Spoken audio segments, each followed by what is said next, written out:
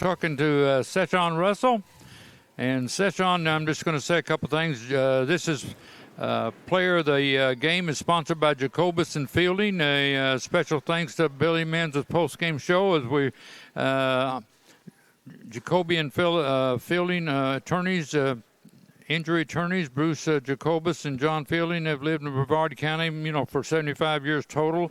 They have a aggressive and experienced team of attorneys dedicated to your case, and they offer services in automobile accidents, personal injuries, wrongful death, workers' compensation, insurance claims, Social Security. So learn more at www.brevardlaw.com. And thanks to Jacoby and Fielding. As I look at these stats here for, as you know, Sesan Russell is going to be the player of the game. He had 32 points. He had 6 assists, 8 out of 8 at the free throw line, 6 out of 13 from the threes, and that's the Sesan we've always known. So you're the player of the game, and what got your focus going today? I feel like I've been battling a few things mentally. I think as the game and as the season has progressed, I feel like I've improved, really trying to get back to the player I am, and player I know I can be. However, I do feel like a large fact in terms of today's win was how well Makai and Mate are playing. I feel like them being such a big inside presence is allowing us guards to get those open looks we want. I just hope that we all can keep performing and keep growing and keep improving throughout the year. Yeah, when you mentioned Noble and Mate, 11 points for Noble, 14 rebounds, 11 points for Mate, and 12 rebounds. 26 points out of the rebounds out of the big guys. That's pretty impressive, and that gave us more opportunities, and a lot went along with that. So what do you think? This shooting percentages here today is more to our liking and more than what I'm used to seeing you do, and I'm glad to see it, and I may come to another ball game. Absolutely. Thank you. And you're the player of the game, and you got anybody you want to say hello to? And hey, Ma. Thank you for your support. Grandma, happy birthday. It was your birthday yesterday. Thank you again for your support. Yeah. Thank you for your support. And, yeah. Thank you. Okay, Sesan Russell, the player of the game, and we'll get Billy Mims in here and talk to him about the stats and a good game by Sesan and pull this thing through, and we walked away with it 95-66. All right, no problem. Thank you.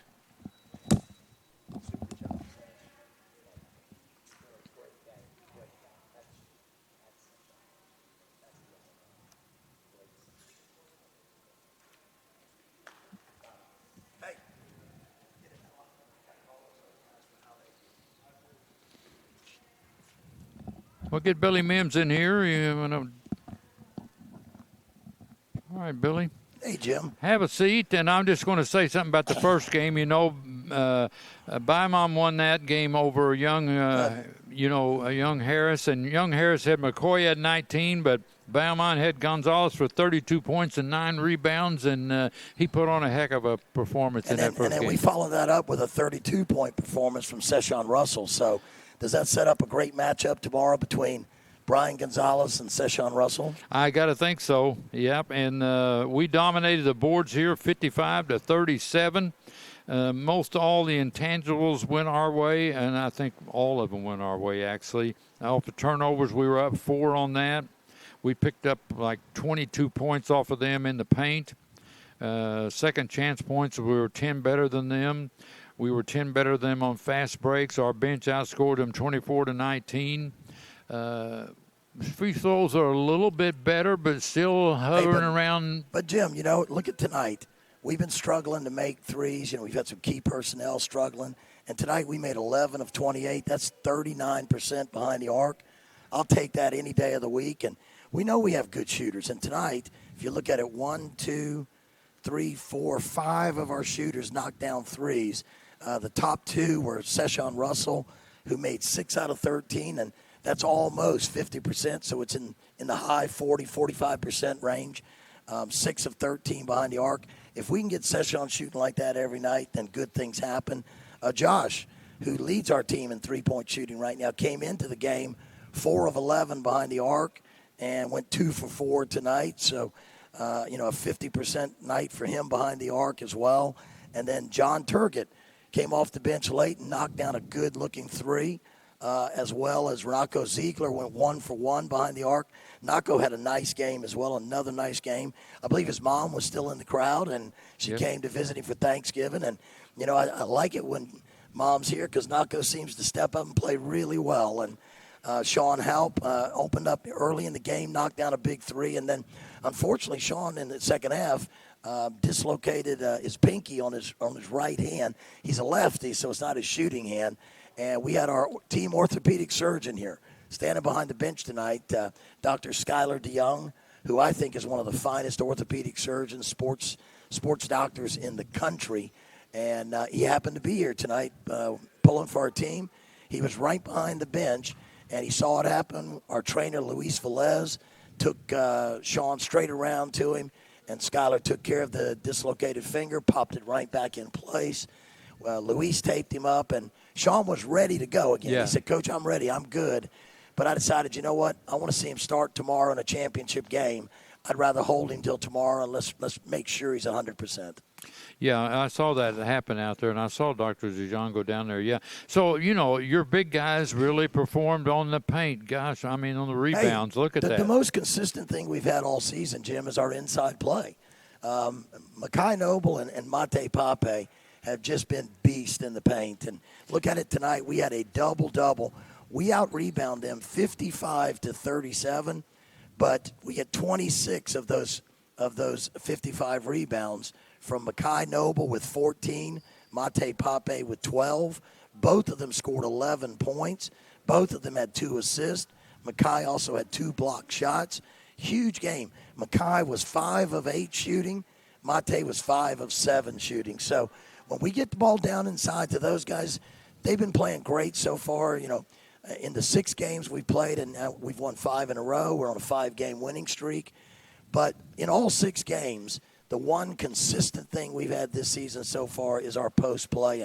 And that's, hats off to Mekhi and Mate. I saw one thing. It didn't take too long to put them back in there when they got about 4 or 5 offensive boards on us. And the next thing I know, they didn't get much of a rest. They came right back in there, and that stopped right away. Well, I was a little disappointed, at that point because I just felt like, we made some substitutions, but the subs didn't rebound.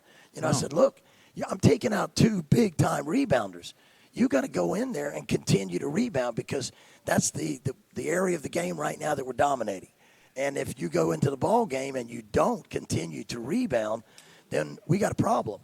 That's going to let them back into the game. And I felt like, we were 12 up at the half, and I thought we should have been up a little more.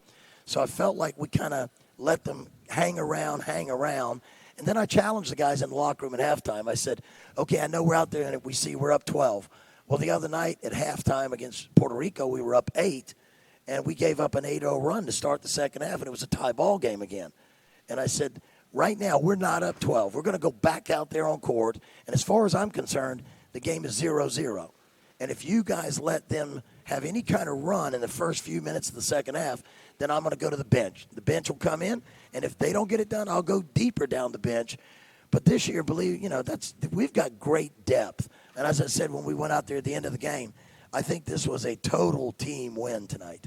Yeah, I talked to their coach before the game, and I said, are you going to shoot some threes? And he said, that's our specialty. And they did not perform that very well tonight, only 24%. And our defense did something about that, but they just weren't shooting. He had 2 players out, too. Yeah, he had a couple of good players out. But, again, the starting lineup he started is basically the same starting lineup he started against the Citadel. So, they had good He was 4-2 coming in here. 4 of the 5 starters tonight have started all 6 games for them. So they have guys that can score the basketball. And Chris is a good coach. They've so far they've had a tough schedule. They came in here 4-2 in NAI games that count for them, and they were 0-3 in exhibition games. But they've got a good basketball team. They've got talent. They've got some Florida kids on their team. Got a couple of Orlando kids. They've got a kid from St. Pete on their team. And I know they came in here tonight, homecoming back to Florida, and would have liked to, pull off the upset. But our team right now is playing pretty good basketball, and the second half was great. I want to say something about another player. I thought the best game he's played all year this year, George Nima. George came off the bench tonight. Look at his numbers. His TER when George was in the game, plus 13 in only 6 minutes. So while in the 6 minutes George played tonight, we were 13 points better than Morris. George was 2 for 2 from the floor, 3 big rebounds, and just didn't make a whole lot of mistakes out there. One little turnover, but it really wasn't his fault that much. And so ultimately, I think George had a good night out there, and he's a great kid, and we like to see guys who work as hard as George get rewarded by getting in the game and doing something good.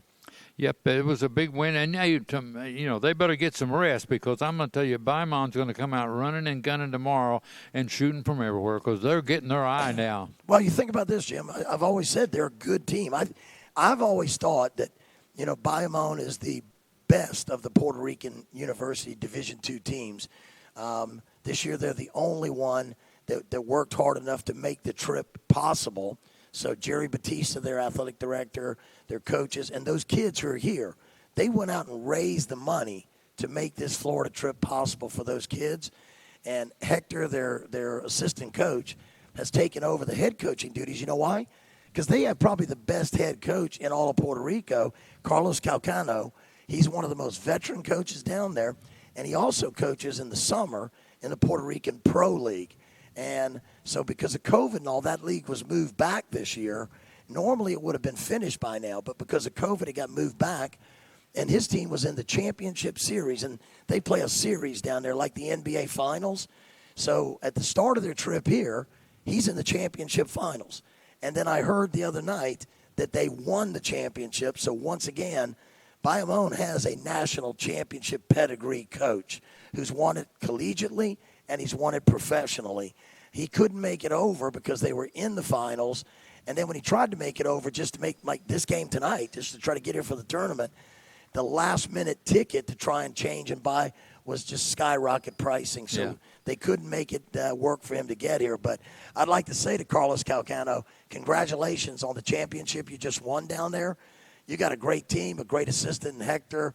We're looking forward to the matchup tomorrow, and I guarantee it's going to be a really good season ahead for the University of Puerto Rico, Bayamon. And thank you, Jerry Batista, for your support of these kids, helping make this trip possible. And I think it's going to be an outstanding rematch of a game a few days ago, and we're looking forward to tomorrow. They're going to give us a big, tough challenge. Remember, we beat them pretty good, but it was a close game up until like the last 10 minutes. Yeah, exactly. And we finished the game, I believe, on a 14-0 run to win the game, to pull away and win the game. But then the very next night, they went over to Rollins, and they were up at Rollins with about 3 or 5 minutes left in the game. Bayamon was winning the game. They ended up losing at Rollins by like 7 or 8 points, but it was close throughout.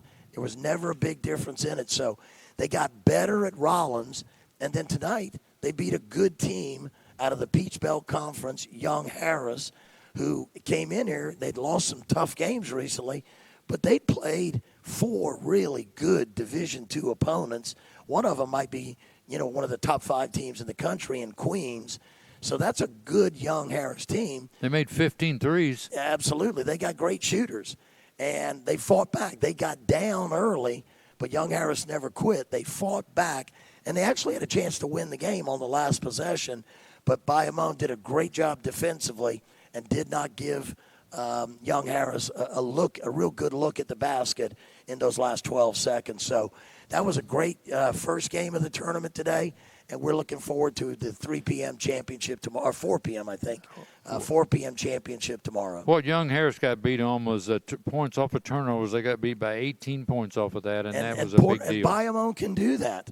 You remember the other night when we were up 8 at the half, the first 3 minutes of the second half, we were up 8 points. We came out of the locker room. We had 3 straight turnovers. Bayamon went on the 8-0 run to tie the ball game up. They feed like sharks in the water off Puerto Rico. Right? Yeah. And I've been down there, and there's a lot of sharks swimming around Puerto Rico. Their defense feeds on turnovers like Puerto Rican sharks. So we have to protect the ball tomorrow. We have to dominate the inside with our bigs and make sure that we win the rebounding battle, the points in the paint battle. We have to make sure we contest their good shooters. And I'm telling you, Brian Gonzalez is a very good basketball player. we have to guard him when he gets off the bus tomorrow. Yep.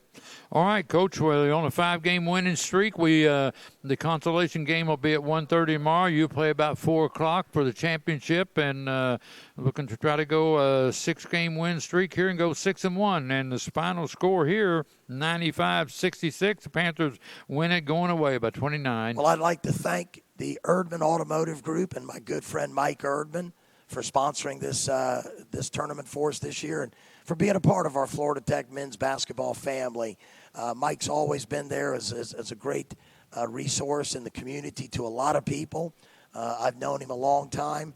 My wife just bought a new car from Erdman Automotive Group. So, again, special thanks go out to Erdman Automotive Group and Mike Erdman, who is one of the most caring and giving people in this community. Also, big thanks to Jacobus and Fielding, again, for their sponsorship of the post-game show and the Player of the Game award. So thanks to all of those folks. We're looking forward to tomorrow because it's a championship game. We're going to treat it like the finals of the Sunshine State Conference.